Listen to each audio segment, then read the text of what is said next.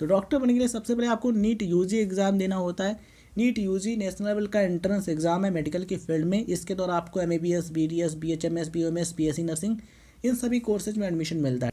ये वीडियो उन सभी स्टूडेंट्स के लिए काफ़ी इंपॉर्टेंट होने वाला है जो कि अपने को फ्यूचर में एक डॉक्टर के रूप में देखना चाहते हैं, यानी कि एज अ डॉक्टर अपना करियर बनाना चाहते हैं। तो अगर आप भी डॉक्टर बनना चाहते हैं, प्रोसेस जानना चाहते हैं, तो वीडियो के एंड तक बने रहिए। कंप्लीट इन्फॉर्मेशन आपको मिलने वाली है कि डॉक्टर बनने के लिए आपको क्या करना होगा। तो डॉक्टर बनने के लिए सबसे पहले आपको नीट यूजी एग्ज़ाम देना होता है। नीट यूजी नेशनल लेवल का एंट्रेंस एग्जाम है मेडिकल की फील्ड में। इसके द्वारा आपको MBBS, BDS, BHMS, BOMS, BSc nursing इन सभी कोर्सेज में एडमिशन मिलता है। ठीक है, तो नीट यूजी एग्ज़ाम जब आप क्वालिफाई कर लेते हैं देन आपको काउंसलिंग के प्रोसेस के थ्रू आपको अप्लाई करना होता है कॉलेज के लिए कि हमें इस कॉलेज में एडमिशन लेना है। तो जो काउंसलिंग का प्रोसेस होता है उसके थ्रू आपको सीट अलॉट होती है, मतलब कि सीट आवंटित होती हैं।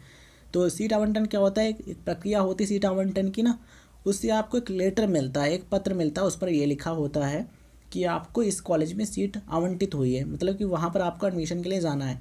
तो आप उस कॉलेज में एडमिशन के लिए जाते हैं, सारा प्रोसेस आप कंप्लीट कराते हैं, इस तरीके से आपका एडमिशन हो जाता है।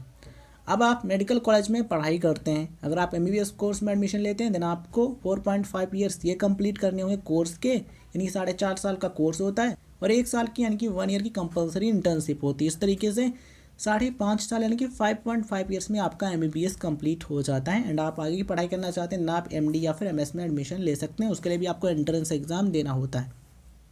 ठीक है, तो इंटर्नशिप कंप्लीट करने के बाद आप एज अ डॉक्टर वर्क कर सकते हैं। तो ये प्रोसेस रहता है। अब सवाल यहाँ पर आपके मन में ये होगा कि नीट यूजी एग्ज़ाम के बारे में जानकारी दीजिए, ये क्या होता है, इसके लिए कौन सा सब्जेक्ट होना चाहिए, कौन सी क्लास हमें पढ़नी ज़रूरी है।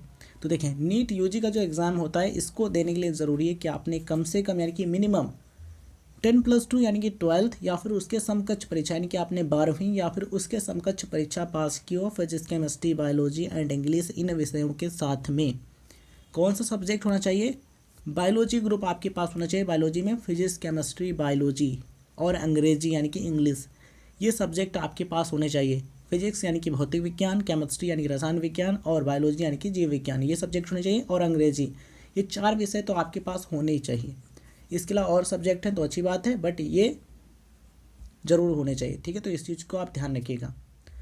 अब यहाँ पर सवाल ये भी आएगा, क्या अपीयरिंग स्टूडेंट्स अप्लाई कर सकते हैं नीट यूजी के लिए? तो इसका जवाब है हाँ। अगर आप 12th एग्ज़ाम देने वाले हैं या फिर दे चुके हैं, आप अप्लाई कर सकते हैं। अगर आप एग्ज़ाम पास कर चुके हैं, मतलब कि 12वीं पास कर चुके हैं, तब भी आप एग्ज़ाम दे सकते हैं। अब यहाँ पर सवाल ये भी आता है, कितने % मार्क्स होने चाहिए 12th में, कौन कौन से सब्जेक्ट में? तो ध्यान रखिएगा, फिजिक्स, केमिस्ट्री, बायोलॉजी, ये जो 3 सब्जेक्ट हैं, कौन कौन से?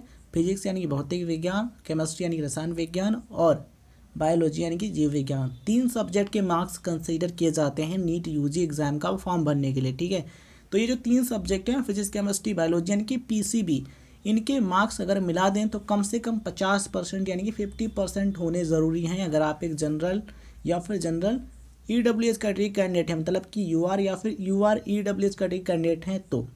ठीक है, देन आपके जो 3 सब्जेक्ट हैं फिजिक्स, केमिस्ट्री, बायोलॉजी, इनके मार्क्स मिला दें तो कम से कम 50% होने चाहिए, इससे कम नहीं होने चाहिए। इतने हैं या फिर इससे ज़्यादा हैं, मतलब कि 51% हैं, 60% हैं, 70 हैं, जितने भी हैं, ठीक है, आप अप्लाई कर सकते हैं, बट इससे कम नहीं होनी चाहिए। अगर आप एक एससी या फिर एसटी या फिर ओबीसी या फिर पीडब्ल्यूबीडी कैटेगरी कैंडिडेट हैं, देन ये जो 3 सब्जेक्ट हैं फिजिक्स, केमिस्ट्री, बायोलॉजी, इनके मार्क्स मिला दें तो कम से कम 40% हैं, तभी आप फॉर्म भर सकते हैं, बट इससे कम नहीं होनी चाहिए। 40% से कम नहीं होनी चाहिए, इतने हैं या फिर इससे ज़्यादा हैं तो आप फॉर्म भर सकते हैं। ठीक है, तो ये चीज़ होती है। आई होप आपको समझ में आ गई होगी। अब यहाँ पर एक सवाल ये भी आता है कि सर किस कोर्स में हमें एडमिशन लेना होता है किस प्रकार का डॉक्टर बनने के लिए? देखिए, अगर आपको एलोपैथिक डॉक्टर बनना है, मतलब कि अगर आपको एलोपैथी जो मेडिसिन होती है उनके द्वारा इलाज करना है, तो आपको एमबीबीएस कोर्स में एडमिशन लेना चाहिए। आज जब आप नीट यूजी एग्ज़ाम क्वालिफाई कर लेंगे देन आपको एमबीबीएस के लिए अप्लाई करना है। ठीक है, अगर आपको दांतों का डॉक्टर बनना है यानी कि डेंटिस्ट बनना है देन आपको बीडीएस कोर्स के लिए अप्लाई करना है, बीडीएस कोर्स में आपको एडमिशन लेना है। अगर आपको होम्योपैथी में जाना है, मतलब कि होम्योपैथिक डॉक्टर बनना है, देन आपको बीएचएमएस कोर्स में एडमिशन लेना है।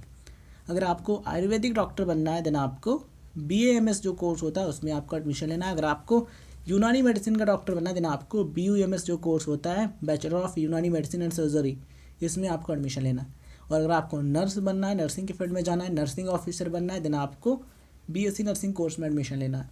ठीक है, तो ये चीज़ें होती हैं। उम्मीद करते हैं आपको बहुत ईजी वे में समझ में आ गया होगा। मेडिकल कॉलेज में फ़ीस कितनी होती है, तो ये डिपेंड करता है कि आप किस कॉलेज में एडमिशन लेने जा रहे हैं। देखिए प्राइवेट की बात करें तो प्राइवेट में जो फीस है ये आपकी 1 करोड़ रुपए तक भी जा सकती है। डिपेंड करता है कि किस कॉलेज में एडमिशन लेने जा रहे हैं, ठीक है। अलग अलग कॉलेजेस में फ़ीस अलग अलग होती है। प्राइवेट कॉलेजेस में बात करें पूरे कोर्स की तो किसी में 50 लाख, 25 लाख, 75 लाख, 70 लाख, 1 करोड़ रुपए तक भी हो सकती है।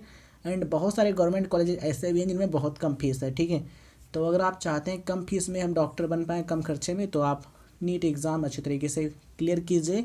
और नीट एग्ज़ाम के लिए सबसे पहले तैयारी बेहतरीन तरीके से कीजिए। जब आपकी तैयारी ज़बरदस्त होगी, नीट एग्ज़ाम में अच्छा स्कोर आएगा, अच्छे नंबर आएंगे, तब आपको गवर्नमेंट कॉलेज में एडमिशन मिल जाएगा। और गवर्नमेंट कॉलेज में आप बहुत कम फीस में डॉक्टर बन सकते हैं, ठीक है। तो चलिए ये सारी चीज़ें आप ध्यान रखिए। और अगर आप डॉक्टर बनना चाहते हैं, 11th या 12th में पढ़ाई कर रहे हैं, तो आप अच्छे तरीके से पढ़िए। फिजिक्स, केमिस्ट्री, बायोलॉजी जो 3 सब्जेक्ट हैं इनको अच्छे तरीके से पढ़िए, क्योंकि नीट एग्ज़ाम में फिजिक्स, केमिस्ट्री, बायोलॉजी से ही क्वेश्चंस पूछे आते हैं। बायोलॉजी में बॉटनी और जूलॉजी से क्वेश्चंस पूछे आते हैं, ठीक है। तो ये चीज़ आप ध्यान रखिए और अच्छे तरीके से पढ़ाई कीजिए। जितना अच्छे तरीके से अभी आप पढ़ाई कर लेंगे उसका फ़ायदा आपको आगे मिलेगा जब आप नीट एग्ज़ाम की तैयारी करेंगे। और ये जो ज्ञान है ना, जो एजुकेशन आपको मिलेगी, ये बेकार नहीं जाएगी, कहीं ना कहीं यूज होती रहेगी और आने वाले समय में आपको इसका फ़ायदा मिलता रहेगा। इसलिए अच्छे तरीके से पढ़ते रहिए। एग्ज़ाम के बारे में और भी जानकारी चाहते हैं कि नीट एग्ज़ाम का पैटर्न क्या होता है, किस तरीके के कितने क्वेश्चंस होते हैं, एग्ज़ाम का मोड क्या रहता है, किस लैंग्वेज में यानी किस भाषा में एग्ज़ाम दे सकते हैं, तो इसके रिगार्डिंग हमने अलग से वीडियोज़ बनाए हुए हैं। डिस्क्रिप्शन में आपको लिंक मिल जाएंगे, क्लिक करके देख लीजिएगा, पूरी जानकारी मिल जाएगी, ठीक है। अगर हम इस वीडियो में बताते तो ये वीडियो काफ़ी लंबा हो सकता है कि आप ना देखते, इसलिए हमने अलग अलग वीडियो बनाए हैं। आप देख लीजिएगा, डिस्क्रिप्शन में आपको उन वीडियोज़ का लिंक मिल जाएगा। नीट का एग्ज़ाम जो होता है आप इंग्लिश में भी दे सकते हैं, हिंदी में भी दे सकते हैं, इसके अलावा और भी कई सारी भाषाएं उनमें आप एग्ज़ाम दे सकते हैं। तो लैंग्वेज के रिगार्डिंग भी हमने वीडियो बनाया, आप देख लीजिएगा, कोई भी कन्फ्यूज़न आपको नहीं रहेगा। तो चलिए इस वीडियो को यहाँ एंड करते हैं। और इस वीडियो को देखने के बाद जो हमने बताया कि डिस्क्रिप्शन में लिंक दिए गए हैं, वहाँ पर क्लिक करके वो वीडियो देख लीजिए, पूरी जानकारी आपको मिल जाएगी नीट एग्ज़ाम के बारे में। धन्यवाद साथियों, जय हिंद, जय भारत। चैनल पर अगर आप नए हैं तो सब्सक्राइब कर लीजिएगा एंड ऑल पर क्लिक कर लीजिए, जिससे आपको ऐसे इंपॉर्टेंट वीडियोज़ का नोटिफिकेशन मिलता रहे।